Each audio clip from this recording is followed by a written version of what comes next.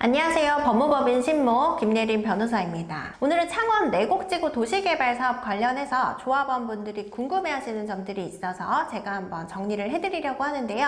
두 가지 질문을 주셨는데 그 중에 두 번째입니다. 환지인가 조건 12항 13항을 삭제하면 오히려 조합원 재산이 위험해진다라는 얘기를 들으셨다라고 해요. 그래서 자칫 잘못하면 도시개발사업 부지인 조합원 재산이 통경매에 넘어갈 수 있다라고 하는데 가능성이 있는 이야기인가요? 라고 물어보셨어요. 결론부터 말씀을 드리면 가능성이 있다라고 보시면 될 것 같습니다. 현재 이제 환지인가 조건을 살펴보면은 채비지를 매각하거나 이제 현물로 지급하기 전에 담보로 제공하지 못하도록 돼 있어요. 그리고 이제 채비지 매각을 한다라고 하더라도 그 대금은 사업비와 청산금 지급하는 데만 이제 사용을 하도록 돼 있는데 이거는 다시 말씀을 드리면 환지인가 조건 12항 13항을 삭제하게 된다라고 했을 때는 채비지를 자유롭게 담보로 제공을 할 수 있게 된다라는 뜻으로 보셔도 될 것 같습니다. 그런데 이제 문제는 일봉에서 이미 환지 인가가 있기도 전에 예정 채비지를 양도담보로 제공을 해서 120억 원을 대출로 받았다라는 점이에요. 그래서 채비지는 사실 환지 인가가 있어야만 결정이 되는 거거든요.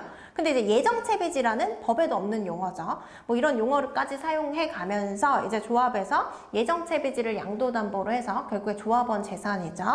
제공을 하고 그리고 이제 일봉이 대출을 받을 수 있도록 협조한 사실이 있다라고 보실 수가 있는데 이런 점들을 이제 자료로도 굉장히 명백하게 드러나더라고요. 그래서 조합에서는 환지인가가 있기 전에 2021년 9월 30일이었어요. 그래서 예정 채비지를 양도된 담보로 제공하고 일봉이 대출받는 거 이 부분에 대해서 이제 동의하는 내용으로 대의원에 결의를 했어요. 그리고 이 부분이 회의록으로 남아있다라고 보실 수가 있고요. 그리고 이제 대출을 실행한 데가 상상인저축은행이라는 곳이거든요. 여기서도 이제 공시자료를 내놨어요. 그 공시자료를 보면은 예정채비지를 양도담보로 해서 이제 일봉이 120억 원을 대출받고 그리고 이제 담보로는 150억 원까지 이제 잡아둔 것이 이제 명백히 확인이 되거든요.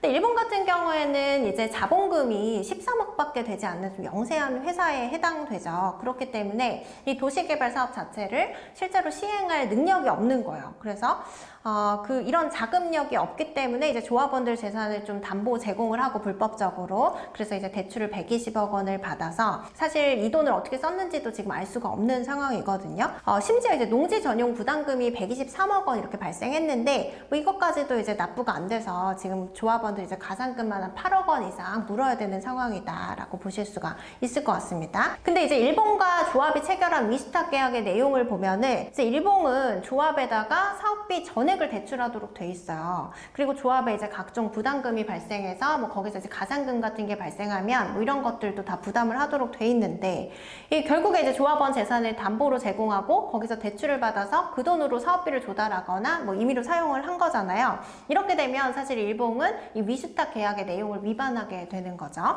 그런데 여기서 더 나아가서 만약에 이제 일봉이 120억 원을 사업비로 사용하지 않고 또 임의로 유용을 했다라고 하면은 더 큰 문제가 될 수밖에 없는 상황인 거죠. 그런데 이런 상황에서 지금 조합이 환지인가 조건 12항 13항을 삭제하려고 한다라고 하면은 이제 일봉이 채비지를 담보로 해서 더 많은 대출을 받을 수 있게 해주는 거거든요. 그렇게 되면은 이제 자본금 총액이 사실 13억 원밖에 안 되잖아요. 일본 같은 경우에는. 그러면 이제 대출에 대한 어떤 이자 변제나 뭐 이런 것들이 안 된다라고 했을 때는 이 조합원 재산인 땅이 사업 부지가 통경매에 넘어갈 수도 있게 되는 거예요. 그렇게 되면은 뭐 착공에 못 들어가는 거는 물론이고 조합원 재산이 한 번에 날아가 버릴 수가 있습니다. 그러면 실제로 이제 이런 사례가 있었냐? 경기도 김포에 보면은 사우동에 한 도시개발 사업이 있어요. 여기도 이제 건설사, 그러니까 일본과 굉장히 비슷한 곳에서 이제 자본금이 한 12억 정도밖에 안 되는 회사에서 그 도시개발 사업 시행을 위탁을 받아서 시행을 했었는데요. 여기 같은 경우에도 이제 돈이 없다 보니까 채비지를 담보로 해서 대출을 받아서 사업비로 사용을 했어요. 근데 결국에는 이 대출을 갚지를 못해서 대출 기한이 연장이 안 되면서 조합원 재산이 전부 다 이제 공매에 넘어가게 되는 그런 상황이 발생했죠.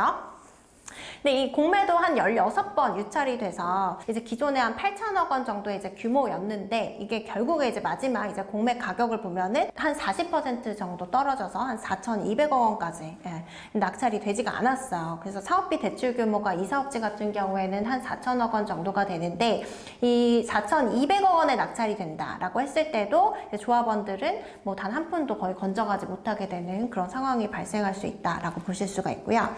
이 내곡지구 그리고 도시개발사업 같은 경우에도 비슷한 구조로 될 수가 있다라고 보시면 좋을 것 같습니다. 그래서 현재 이제 예정채비지를 담보로 해서 120억 원을 이제 대출을 받아갔는데 여기에다가 더해서 이제 추가적으로 채비지를 담보로 해서 더 많은 금액을 이제 대출을 받는다라고 했을 때는 사실 이제 조합원들 부담이 굉장히 커질 수밖에 없을 걸로 보이고요. 그리고 일봉에서 사실은 위수탁 계약에 따르면은 사업비를 전액 대여를 해야 되는 거잖아요. 근데 지금 이런 이제 의무를 이행하지 않고 자체적으로 자금을 마련하지 않는 상태에서 이제 조합원 재산을 담보로 제공한다. 이 부분 관련해서는 이제 매우 위험한 일로 보실 수가 있겠죠. 그래서 잘못하면은 방금 그 말씀드린 도시개발 사업지처럼 이 조합원 재산이 한 번에 날아가 버리게 되는 그런 문제가 발생할 수가 있어요. 지금 사실 기존에 이제 예정채비지를 담보로 해서 120억 원 그 대출을 받아간 그 금액을 어떻게 사용했는지도 명확하게 아는 조합원분들이 없으시더라고요. 그런데 여기다가 이제 추가로 채비지 담보대출까지 가능하도록 환지 인가조건 12항 13항을 삭제한다라고 하면은 이 조합원 입장에서는 굉장히 위험한 일이 될 수가 있을 것 같습니다.